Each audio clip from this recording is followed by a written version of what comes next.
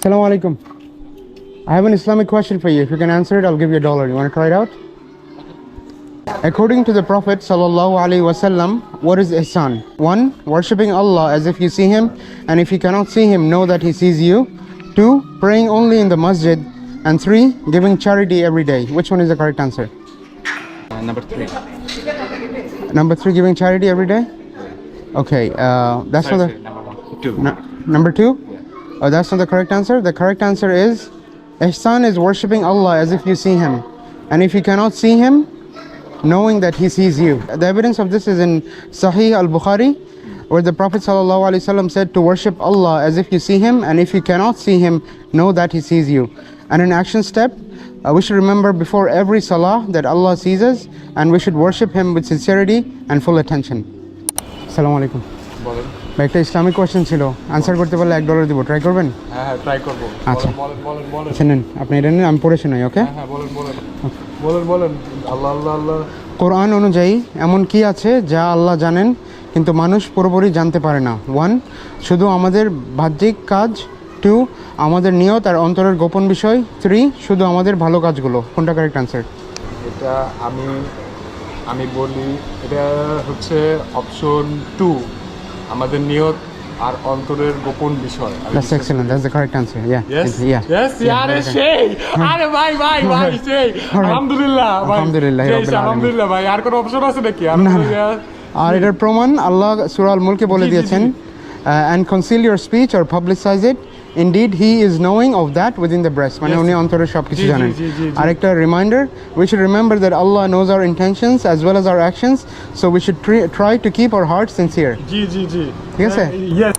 আল্লাহ আমাদের মনের কথা আর নীরব কষ্ট পুরোপুরি জানেন। এটা জানা কেন স্বস্তির? 1.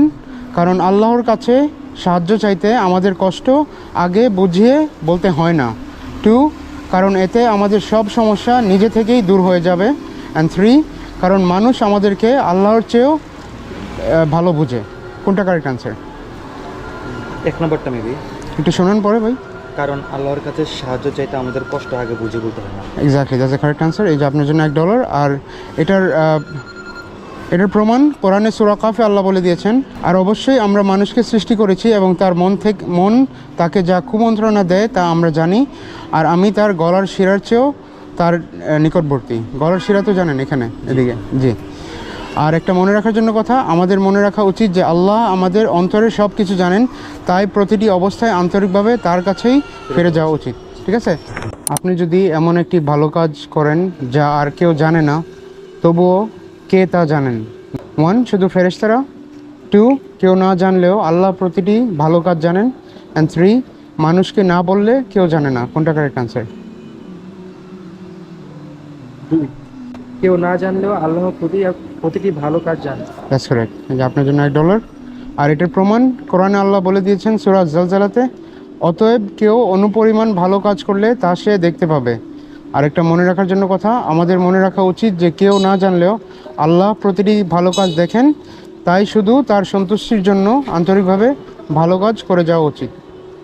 ঠিক আছে?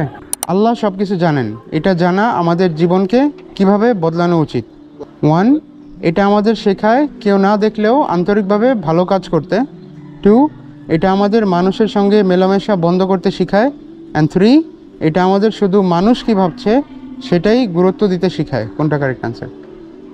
প্রথমটা দেন, কি বললেন?